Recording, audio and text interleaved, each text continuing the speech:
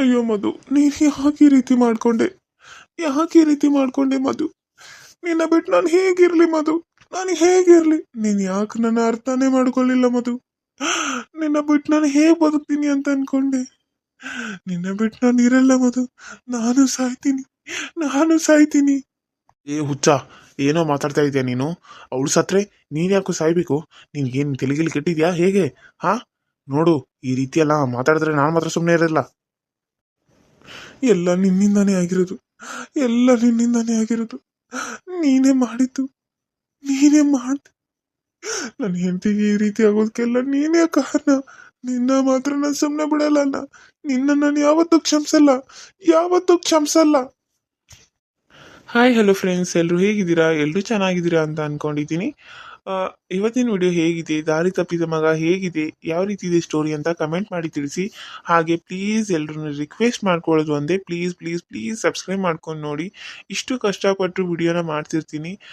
ಮಾತಾಡೋಕ್ಕೆ ಬರದೇ ಇದ್ದರೂ ಕೂಡ ನನಗೆ ಬಾಯಿ ನೋವು ಅಷ್ಟಾಗಿದೆ. ಆದರೂ ಕೂಡ ನಿಮಗೆ ನೋಡಲಿ ಅಂತ ನಾನು ವಿಡಿಯೋ ಮಾಡಿ ಹಾಕ್ತಾ ಇದ್ದೀನಿ. ಅಂಥದ್ರಲ್ಲಿ ನೀವು ಸಬ್ಸ್ಕ್ರೈಬ್ ಮಾಡಿಕೊಂಡು ನೋಡಿಲ್ಲ ಅಂದರೆ ನಂಗೆ ತುಂಬಾ ಬೇಜಾರಾಗುತ್ತೆ. ವ್ಯೂಸ್ ಅಂತೂ ತುಂಬ ಚೆನ್ನಾಗಿ ಬರ್ತಾ ಇದೆ. ವ್ಯೂಸ್ ಅಷ್ಟೊಂದು ಬರ್ತಾ ಇರೋದು ನೋಡಿ ನನಗೆ ತುಂಬಾ ಖುಷಿ ಆಯಿತು. ಪ್ಲೀಸ್ ಎಲ್ಲರೂ ಸಬ್ಸ್ಕ್ರೈಬ್ ಮಾಡ್ಕೊಂಡು ನೋಡಿ. 1,000 ವ್ಯೂಸ್ ಇದ್ದರೂ ಕೂಡ 1,000 ಸಬ್ಸ್ಕ್ರೈಬರ್ ಆಗ್ತಾ ಇಲ್ಲ. ಅದೇ ನನಗೆ ಬೇಜಾರಾಗ್ತಾ ಇರೋದು. ಅಷ್ಟು ಜನ ನೋಡ್ತೀರಾ, ಪ್ಲೀಸ್ ಸಬ್ಸ್ಕ್ರೈಬ್ ಮಾಡ್ಕೊಂಡು ನೋಡಿ ಅಂತ ನಾನು ನಿಮಗೆ ರಿಕ್ವೆಸ್ಟ್ ಮಾಡಿಕೊಂಡು ಕೇಳ್ತಾ ಇದ್ದೀನಿ. ಪ್ಲೀಸ್ ಅಷ್ಟೇ.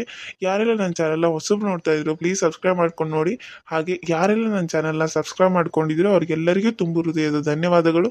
ಪಕ್ಕದಲ್ಲಿ ಕಾಣೋ ಬೆಲ್ಲೈಕನ್ನ ಕ್ಲಿಕ್ ಮಾಡಿ ಆಲ್ ಅಂತ ಟೈಪ್ ಮಾಡಿ. ನಾನು ಬಿಡುವಂಥ ಒಳ್ಳೆ ಒಳ್ಳೆ ಸ್ಟೋರಿಗಳು ನಿಮಗೆ ಫಸ್ಟ್ ಬರುತ್ತೆ, ಸೊ ನೀವೇ ವಾಚ್ ಮಾಡ್ಬೋದು. ಹಾಗೆ ಇನ್ನೂ ತುಂಬ ಇಂಟ್ರೆಸ್ಟಿಂಗ್ ಆಗಿರುವಂಥ ಸ್ಟೋರಿ ಬರುತ್ತೆ. 1,000 ಸಬ್ಸ್ಕ್ರೈಬರ್ ಕಂಪ್ಲೀಟ್ ಆದರೆ ಸಖತ್ತಾಗಿರುವಂಥ ಸ್ಟೋರಿಗಳನ್ನ ಹಾಕೋದಕ್ಕೆ ನಾನು ಟ್ರೈ ಮಾಡ್ತೀನಿ. ನಿಮಗೆ ಅದು ಯಾವ ರೀತಿ ಇರುತ್ತೆ ಅನ್ನೋ ಒಂದು ಕುತೂಹಲ, ಇನ್ನು ಮುಂದೆ ಏನಾಗುತ್ತೆ ಅನ್ನೋ ಒಂದು ಯಾವ ರೀತಿ ಇರುತ್ತೆ ಮುಂದಿನ ಎಪಿಸೋಡು ಅನ್ನೋ ಒಂದು ಕುತೂಹಲ ನಿಮಗೆ ಮನಸ್ಸಲ್ಲಿರಬೇಕು. ಆ ರೀತಿ ಒಂದು ಸ್ಟೋರಿಗಳನ್ನ ನಾನು ಟ್ರೈ ಮಾಡ್ತೀನಿ. ಆದರೆ 1,000 ಸಬ್ಸ್ಕ್ರೈಬರ್ ಆಗಬೇಕು. 1,000 ಸಬ್ಸ್ಕ್ರೈಬರ್ ಆದರೆ ನಾನು ಆ ರೀತಿ ವಿಡಿಯೋಗಳನ್ನ ಮಾಡಬೇಕು ಅಂತ ಅಂದ್ಕೊಂಡಿದ್ದೀನಿ. ನೀವು ಫುಲ್ ಇಂಟ್ರೆಸ್ಟಿಂಗ್ ಆಗಿ ಕೆಲಸ ಎಲ್ಲ ಬಿಟ್ಟು ಅದೇ ವಿಡಿಯೋನ ನೋಡಬೇಕು. ಆ ರೀತಿ ಇಂಟ್ರೆಸ್ಟಿಂಗ್ ಆಗಿರುವಂಥ ಒಂದು ಸ್ಟೋರಿನ ನಾನು ಕ್ರಿಯೇಟ್ ಮಾಡಿದ್ದೀನಿ. ನೀವೇನಾದರೂ 1,000 ಸಬ್ಸ್ಕ್ರೈಬರ್ ಆದರೆ ನಾನು ಅದನ್ನು ಸ್ಟಾರ್ಟ್ ಮಾಡ್ತೀನಿ. ಜಾಸ್ತಿ ಮಾತಾಡ್ತಿ ಅಂತ ಹೇಳಿ ಬೈಕೋಬೇಡಿ. ಬನ್ನಿ ಇವಾಗ ವಿಡಿಯೋ ಸ್ಟಾರ್ಟ್ ಮಾಡ್ತೀನಿ. ಈ ರೀತಿ ನೀವು ನೋಡ್ತಾ ಕುಂದ್ರೋ ಬದಲು ಅವಳನ್ನ ಫಸ್ಟು ಹಾಸ್ಪಿಟ್ಲಿಗೆ ಕರ್ಕೊಂಡು ಹೋಗೋಣ ಬನ್ನಿ. ಅಲ್ಲ, ಇಲ್ಲೇ ಕೂತು ಏನು ಟೈಮ್ ವೇಸ್ಟ್ ಮಾಡ್ತಾ ಇದ್ರಾ? ಅವಳ ಜೀವನೇ ಹೋಗುತ್ತೆ. ಅವಳು ಎಲ್ಲಿ ಕೈ ಕೂಕೊಂಡಿದ್ದಾಳ ಅಂತ ಸ್ವಲ್ಪ ನೋಡಿದ್ರಾ? ಪಲ್ಸ್ ಇರುತ್ತೆ ಅಲ್ಲಿ. ಅದೇನಾದರೂ ನಿಂತರೆ ಅವಳು ಸತ್ತೇ ಹೋಗ್ತಾಳೆ. ಇನ್ನೊಂದು ಸ್ವಲ್ಪ ಅವಳು ಮುಂದೆ ಹೋಗ್ಕೊಂಡ್ಬಿಟ್ಟಿದ್ರೆ ಅವಳು ಇಷ್ಟೊತ್ತನ ಜೀವಂತವಾಗಿ ಇರ್ತಾ ಇರಲಿಲ್ಲ. ನಡೀರಿ ಹೋಗೋಣ. ಮಾತಾಡ್ತಾ ನಿಂತು ಬಿಟ್ಟಿದ್ದೀರಲ್ಲ, ನೀವನಂತೂ ಅವಳನ್ನ ನೋಡುತ್ತಾ ಅಳ್ತಾ ಕೂತು ಬಿಟ್ಟಿದ್ದಾರೆ. ಇದು ಅಳೋ ಸಮಯ ಅಲ್ಲ, ಅವಳನ್ನ ಕಾಪಾಡೋ ಸಮಯ. ಬನ್ನಿ. ಅಯ್ಯೋ ಅಣ್ಣ, ನೀನು ಈ ರೀತಿ ಮಾತಾಡ್ತಾ ಇದೀಯಾ? ನೀನೇ ನಮ್ಮ ಜೊತೆ ಬರೋದು ಬೇಕಾಗಿಲ್ಲ. ನಾನೇ ಕರ್ಕೊಂಡು ಹೋಗ್ತೀನಿ ನನ್ನ ಹೆಂಡ್ತಿನ. ನಾನೇ ಕರ್ಕೊಂಡು ಹೋಗ್ತೀನಿ. ಹೌದು, ನೀನೇ ಬರೋದು ಬೇಕಾಗಿಲ್ಲ. ನನ್ನ ತಂಗಿ ಈ ಪರಿಸ್ಥಿತಿ ತಗೊಂಡು ಇವಾಗ ಕಾಪಾಡೋಕೆ ಬರ್ತೀನಿ ಅಂತೀಯಾ? ಬೇಡ, ನೀನು ಬರೋದು ಬೇಕಾಗಿಲ್ಲ. ನಾವೇ ಹೋಗ್ತೀವಿ. ನಡೀರಿ ರಾಜು ಅವರೇ, ಹೋಗೋಣ. ನೀವು ಆ ಕಡೆ ಎತ್ಕೊಳ್ಳಿ, ನಾನು ಈ ಕಡೆ ಎತ್ಕೋತೀನಿ. ನನಗೂ ಇವಾಗ ನಿಮ್ಮ ಮೇಲಿರುವಂಥ ಕೋಪ ಎಲ್ಲ ಹೋಗಿದೆ. ನನಗಿವಾಗ ನನ್ನ ತಮ್ಮನ ಪ್ರೀತಿ ಉಳಿಬೇಕು ಅನ್ನೋದು ಮನಸ್ಸಾಗಿದೆ. ಹಾಗಾಗಿ ಅವಳನ್ನ ಕಾಪಾಡಬೇಕು ಅಂತ ಅಂದ್ಕೊಂಡೆ.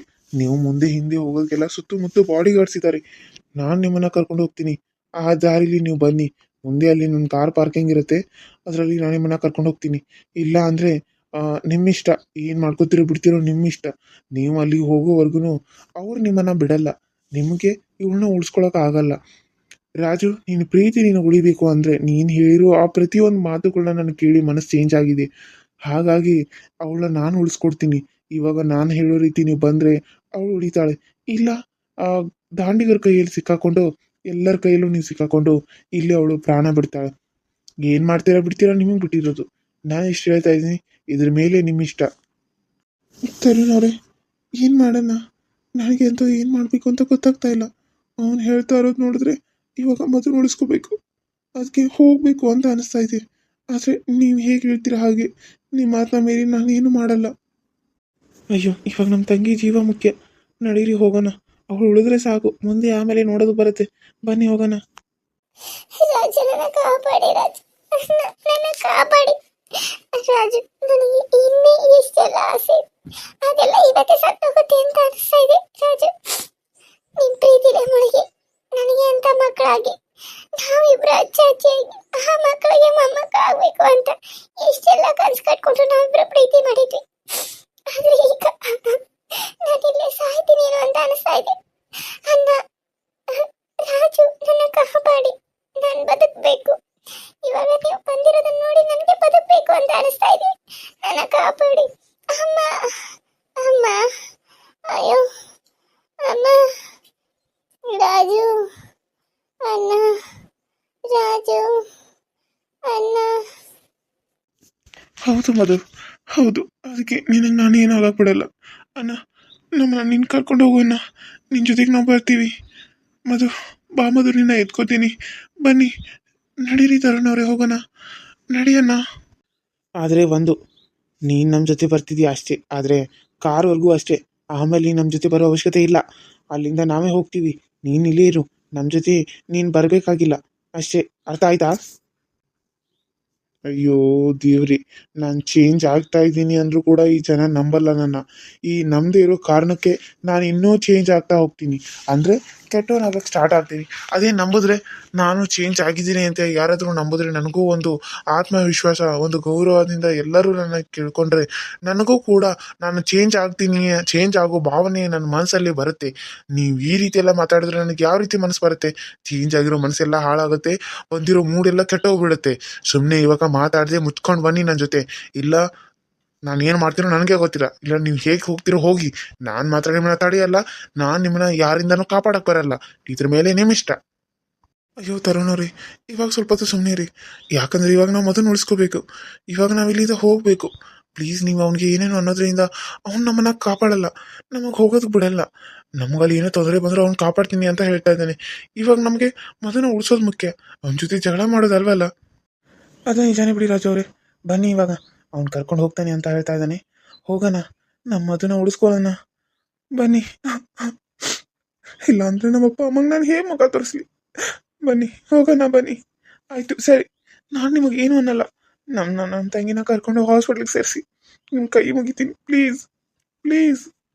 ಸರಿ, ನನ್ನ ಹಿಂದಿಂದ ಬನ್ನಿ. ಯಾರಾದರೂ ಇದ್ರೆ ನೀವು ಹಿಂದೆನೇ ನಿಂತ್ಕೊಳ್ಳಿ.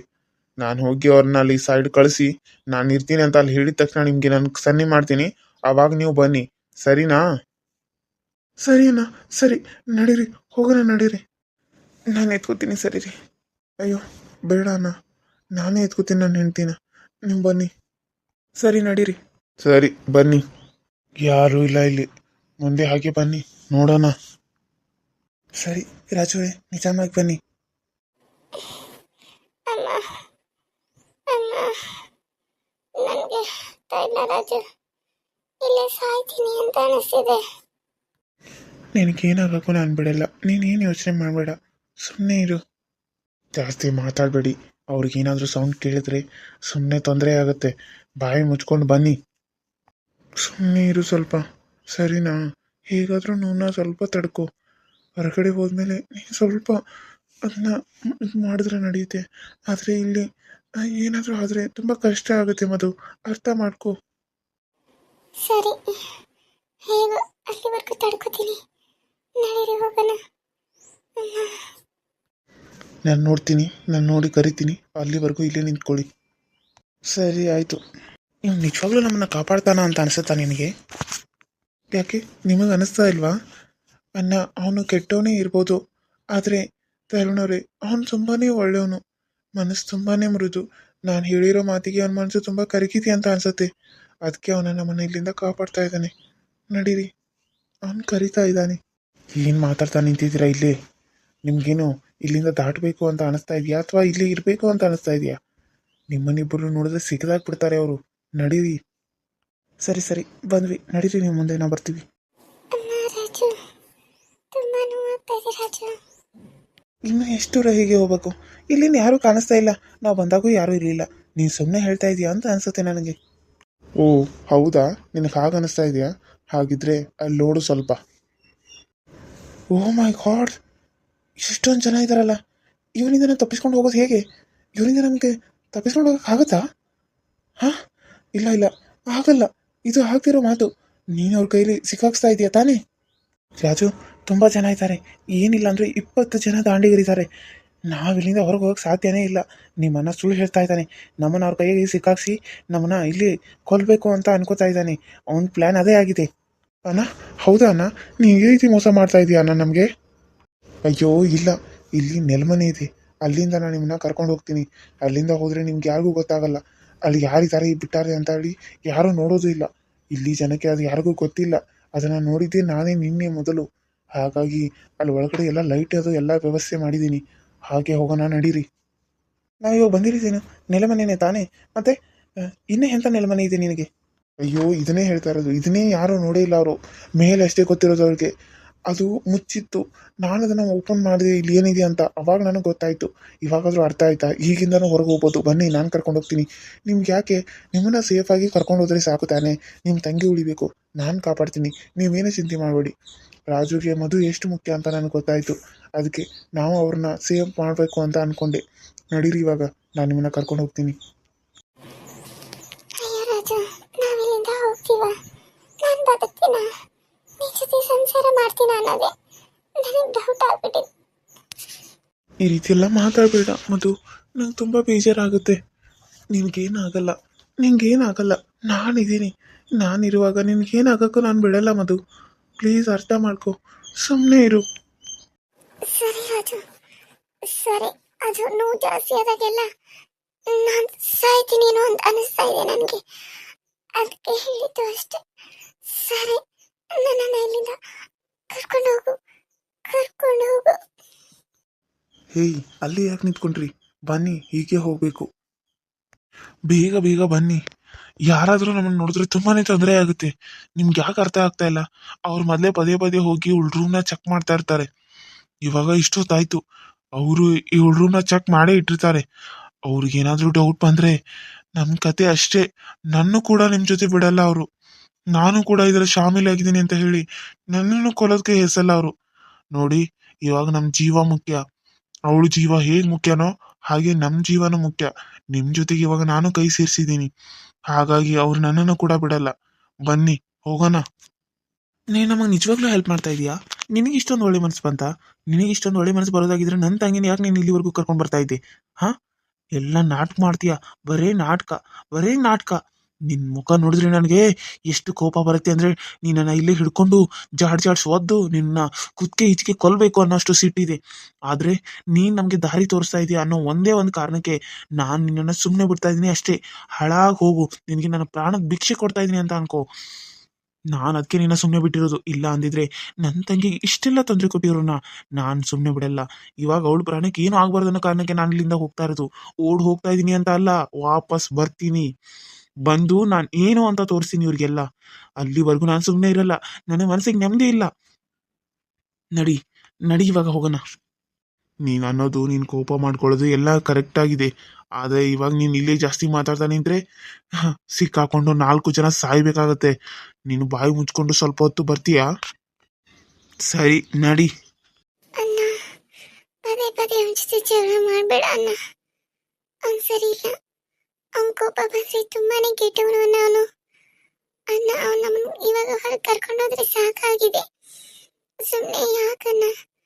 ಅಲ್ವಾ? ಸುಮ್ಮನೆ ಹೋಗು ಅಣ್ಣ. ಹೌದು ತರುಣ್ ಅವರೇ, ನಾವಿವಾಗ ಹೊರಗೆ ಹೋಗೋದು ಮುಖ್ಯ. ಪ್ಲೀಸ್, ನೀವು ಸುಮ್ಮನೆ ನಡೀರಿ. ಸರಿ ಆಯಿತು, ನೀವಿಬ್ರು ಹೇಳ್ತಾ ಇದ್ದೀರಿ ಅಂತ ನಾನು ಸುಮ್ಮನೆ ಬರ್ತೀನಿ. ನಡೀರಿ. ಅಮ್ಮ, ಅಮ್ಮ, ನನ್ನ ತಲೆ ತಿರುಗ್ತಾ ಇದೆ ರಾಜು. ತಲೆ ತಿರುಗ್ತಾ ಇದೆ. ಅಮ್ಮ, ತಲೆ, ಅಮ್ಮ, ತಲೆ. ಅಯ್ಯೋ, ಅಯ್ಯಮ್ಮ, ಆಗ್ತಾ ಇಲ್ಲ, ಆಗ್ತಾ ಇಲ್ಲ ನನಗೆ. ಅಣ್ಣ, ಇಲ್ಲಿಂದ ಬೇಗ ಹೋಗಿ ನಿನ್ನ ಹಾಸ್ಪಿಟ್ಲ್ ಕರ್ಕೊಂಡು ಹೋಗು ಅಷ್ಟರಲ್ಲಿ. ನಾನು ಬದುಕಿರ್ತೀನ ಇಲ್ವಾ ನನಗೆ ಗೊತ್ತಿಲ್ಲ ಅಣ್ಣ. ಅಣ್ಣ, ಒಂದೇ ಒಂದ್ಸಾರಿ ಅಪ್ಪ ಮುಖಾದ್ರೂ ನೋಡಿ ಸಾಯ್ಬೇಕು ಅಣ್ಣ. ಪ್ಲೀಸ್ ಅಣ್ಣ. ಅಯ್ಯೋ, ಏನಾಗಲ್ಲ ಮಧು, ನಿನಗೇನಾಗೋದಕ್ಕೂ ನಾನು ಬಿಡಲ್ಲ. ಮುಗೀತು, ಇನ್ನೇನು ಬಂತು. ಹೋಗೋಣ, ಬೇಗ ಹೋಗೋಣ. ಸುಮ್ಮನೆ ಇರು. ಅಯ್ಯೋ, ಏನತ್ತಮ್ಮ, ಯಾಕೆ ಈ ರೀತಿ ಕೈ ಕೂಕೊಂಡಿದ್ಯಾ? ಸಾಯೋದಕ್ಕೆ ಏನಾದರೂ ಹೋಗಿದ್ಯಾ? ಅಲ್ಲ, ಇದು ಕೇಸ್ ಆಗುತ್ತೆ. ನಿನ್ನ ಮುಖಕ್ಕೆಲ್ಲ ಇಷ್ಟೊಂದು ಗಾಯ ಆಗಿದೆ. ಏನಾಯ್ತು? ಏನಿದ್ದಾರೆ ನಿಮ್ಮ ಕಡೆಯವರೆಲ್ಲ? ಸರ್, ಹೊರಗಡೆ ಸರಿ ಸರ್, ನನ್ನ ಕಾಪಾಡಿ ಸರ್. ನಾನು ಬದುಕಬೇಕು ಸರ್. ಬದುಕಬೇಕು ಅಂತ ಅನ್ನೋಳು ಕೈಗೆ ಕೂಕೊಂಡಿದ್ಯಾ? ಕೈ ಕೂಕೊಂಡಿರೋದು ಇದು ಕೋಕೊಂಡಂಗೆ ಇದೆ. ಇದು ತಾನಾಗೆ ಆಗಿರುವಂತ ಗಾಯ ಅಲ್ಲ, ನೀನಾಗೆ ಮಾಡ್ಕೊಂಡಿರುವಂತ ಗಾಯ ಇದು ಅಲ್ವಾ? ಹೌದು ಸರ್, ನನಗೆ ಮಾತಾಡಕ್ ಆಗ್ತಾ ಇಲ್ಲ. ಹೊರಗಡೆ ನಮ್ಮ ಅಣ್ಣ ನಮ್ಮ ಮನೆಯವರು ಇದ್ದಾರೆ, ಅವ್ರನ್ನ ಕರಿತೀರಾ ಸರ್? ಮಧು ಕಡೆ ಯಾರಿದ್ದೀರಾ? ಒಳಗಡೆ ಬನ್ನಿ. ಸರ್ ನಾವೇ ಮಧು ಕಡೆಯವರು. ನಾನು ಅವ್ರ ಹಸ್ಬೆಂಡು, ಅವರು ಅವ್ರ ಅಣ್ಣ. ಏನಾಯ್ತು ಸರ್? ಮಧು ಇವಾಗ ಹೇಗಿದ್ದಾಳೆ? ಮಧು ಜಲ್ದಿ ಹುಷಾರಾಗ್ತಾಳೆ ಅಲ್ವಾ? ನಮ್ಮ ಮಧುಗೆ ಏನೂ ಆಗಲ್ಲಲ್ಲ ಸರ್? ಅವ್ರಿಗೆ ಆರಾಮಾಗಿರ್ತಾಳಲ್ವಾ? ಹಾಂ ಸರ್. ಅಲ್ಲ ರೀ, ಏನಾಗಿದೆ ಅವ್ರಿಗೆ? ಯಾಕೆ ಕೈ ಕೂಕೊಂಡ್ರು? ಮುಖ ಎಲ್ಲ ಯಾಕೆ ಈ ರೀತಿ ಆಗಿದೆ ಅವ್ರದ್ದು? ಹಾ, ಏನಾಯ್ತು? ನನಗೆ ಸರಿಯಾಗಿ ನೀವೆಲ್ಲ ಡೀಟೇಲ್ ಆಗಿ ಹೇಳಿದ್ರೆ ನಾನು ಟ್ರೀಟ್ಮೆಂಟ್ ಮಾಡ್ಬೋದು. ಇಲ್ಲ ಆದ್ರೆ ಟ್ರೀಟ್ಮೆಂಟ್ ಮಾಡಕ್ ಆಗಲ್ಲ ನೋಡಿ. ನಾನು ಇವಾಗ್ಲೇ ಹೇಳ್ತಾ ಇದ್ದೀನಿ ನಿಮ್ಗೆ. ಪೊಲೀಸ್ ಕಂಪ್ಲೇಂಟ್ ಎಲ್ಲ ಕೊಡ್ಬೇಕಾಗುತ್ತೆ. ನೀವು ಈ ರೀತಿ ಬಂದು ಒಮ್ಗಿಲಿ ನಮ್ಗೆ ಟ್ರೀಟ್ಮೆಂಟ್ ಕೊಡಿ ಅಂದ್ರೆ ಹೇಗೆ ಕೊಡಕ್ಕಾಗುತ್ತೆ?